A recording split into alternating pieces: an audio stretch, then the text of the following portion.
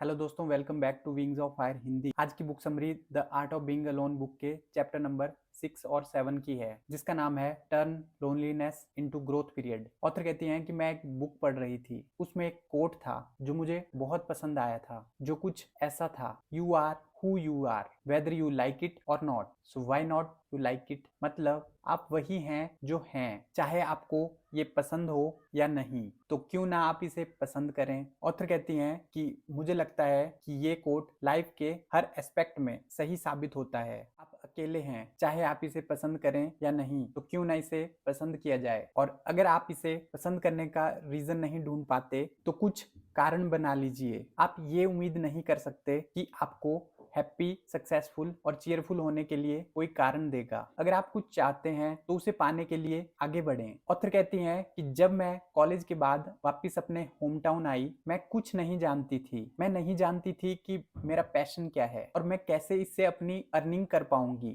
Author कहती हैं कि मैं उस टाइम अकेली थी, कुछ हासिल करने की एक्साइटमेंट के साथ, और वो भी बिना किसी स्किल के। और सोसाइटी का प्रेशर हमेशा 24 आवर मेरे सर पर रहता था ताकि मैं अपनी काबिलियत प्रूव कर सकूं। साथ ही मेरे साथ ऐसा कोई नहीं था जिसके साथ मैं अपनी फीलिंग्स शेयर कर पाऊं। ऑथर कहती हैं कि इन कुछ हफ्तों में मैं सेल्फ डाउट और अपने ऊपर तरस खाने में बहुत ज्यादा डूब गई थी। आज जब मैं इस बुक को लिख रही हूँ और मैं पीछे मुड़कर देखती हूँ तो मैं देख पाती हूँ मेरी साइड से एक इंसान मिसिंग था, और ये सिर्फ मेरे साथ ही नहीं बल्कि आपके साथ भी है। जब बात आती है दूसरों को सपोर्ट करने की तो हम उनके साथ मजबूती से खड़े होते हैं। जब दूसरों को एनकरेज करने की बात आती है तो हम किसी तरह ऐसा शानदार भाषण देते हैं जो टेड टॉक में दिखाने लायक हो। जब दूसरों के जीवन में पॉजिटिव साइड जाने की बात आती है तो हम शॉर्ट टाइम मोटिवेशनल स्पीकर बन जाते हैं। लेकिन जब बात खुद को समय देने की आती है तो हम किसी तरह सारा ज्ञान भूल जाते हैं और खुद को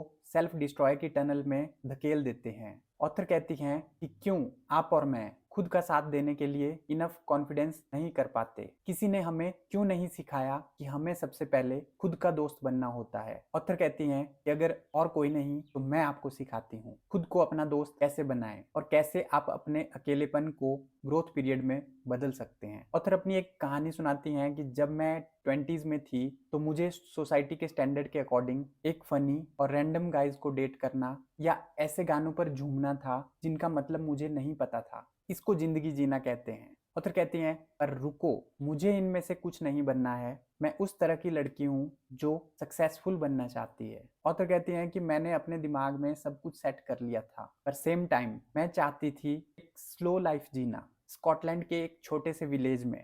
क्वाइट अमेजिंग राइट। ऑथर कहती हैं कि कभी कभी मैं सोचती थी कि सक्सेस का रास्ता अकेले है और आप या तो चूज कर सकते हो दोस्तों के साथ हैंग आउट करना या फिर अपने गोल्स को अचीव करने पर फोकस कर सकते हो। आपके गोल्स आपके दोस्तों की तरह सेम नहीं हो सकते, क्योंकि हो सकता है जब आप पढ़ना चाहो तो वो खेलना चाहें। आपको जरूरत है किसी एक को चूज करने की। ऑथर कहती हैं कि मेरे पास ज़्यादा ऑप्शंस नहीं थी जब मैं अपने होम टाउन आई थी। मैं सेटल हो गई थी कि सब कुछ बाद में करूंगी। ऑथर कहती हैं कि मैंने डिसाइड किया था अपने आप को गोल्स के लिए डेडिकेट करना। मैंने डिसाइड किया था अपने सपनों के लिए जीना। मैंने डिसाइड किया था अपने इमेजिनरी वर्ल्ड को रियलिटी में बदलना। मैंने डिसाइड किया था कि मैं एक ऐसा दोस्त बनाऊंगी जो मेरे साथ लॉन्ग टाइम तक रहे, जितना लॉन्ग टाइम मैं चाहूँ। मैंने डिसाइड किया था एक ऐसा दोस्त जो मुझे हेल्प करे मेरे गोल्स के करीब आने का। एक ऐसा दोस्त जो मुझे इंपॉर्टेंट फील करवाए और कॉन्फिडेंट फील करवाए और हमेशा मेरा दोस्त रहे लाइफ के स्टेज पे। दोस्ती निभाना मुश्किल होता है, हर एफर्ट वर्थ इट है। और मैं आपको भी पूछना चाहूंगी, आप भी मेरे दोस्त के दोस्त बन सकते हो। आप 10 गुना तक और ज्यादा खुश हो जाओगे जितना आप भी हो। आप जानना चाहते हैं वो नया दोस्त कौन है? ऑथर कहती हैं कि मैं आपको पूछ रही हूँ, क्या आप दोस्त बनोगे अपने गोल्स के और अपने सपनों के, अपनी सक्सेस के और अचीवमेंट के?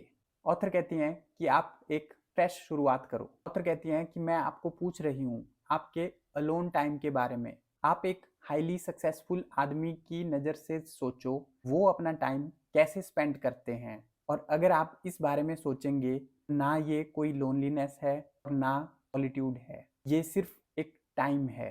कैसे आप इसको देखते हैं, कैसे आप डिसाइड करते हैं कि इस पर कौन सा लेबल लगाना है, और वो लेबल डिपेंड करता है आपके माइंडसेट पर।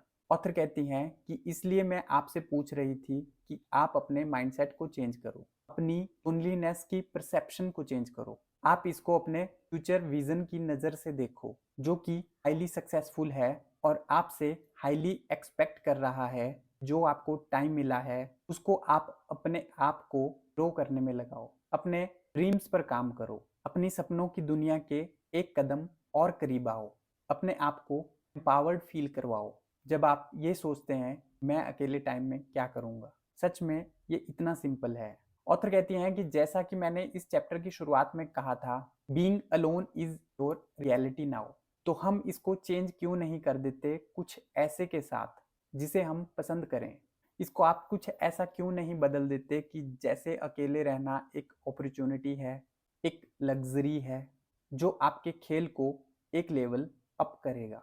ऑथर कहती हैं कि इसलिए मैं आपको पूछ रही हूँ कि क्या आप सक्सेस को अपना दोस्त बनाओगे। मैं पूछ रही हूँ कि क्या आप अपने सपनों की कली बनाएंगे। शुरू करो एक सेल्फ स्ट्रीक अपने नए दोस्त के साथ। हर एक स्टेप अपने गोल्स के लिए, हर एक छोटी अचीवमेंट की मेमोरी को ऐड करो अपनी लिस्ट में, और ये सब आपको इंस्पायर करेगा। क्वेश्चन आता है कि कैसे कैसे और कब शुरू करें। ऑथर कहती हैं कि एक बार आप रेडी हो जाओ अपने आप को अपना दोस्त बनाने के लिए, और फिर चैप्टर नंबर 8 पर क्लिक करो और अपने नए दोस्त की अटेंशन पाने का एफर्ट करो। तो दोस्तों ये था चैप्टर नंबर 6 और 7। कमेंट करके बताएं कि आपको कैसा लगा। लाइक करें अगर आपको ये बातें काम की लगी होंगी। सब्सक्राइब करें अगले चैप्टर्स देखने के लिए। And finally, thanks for watching.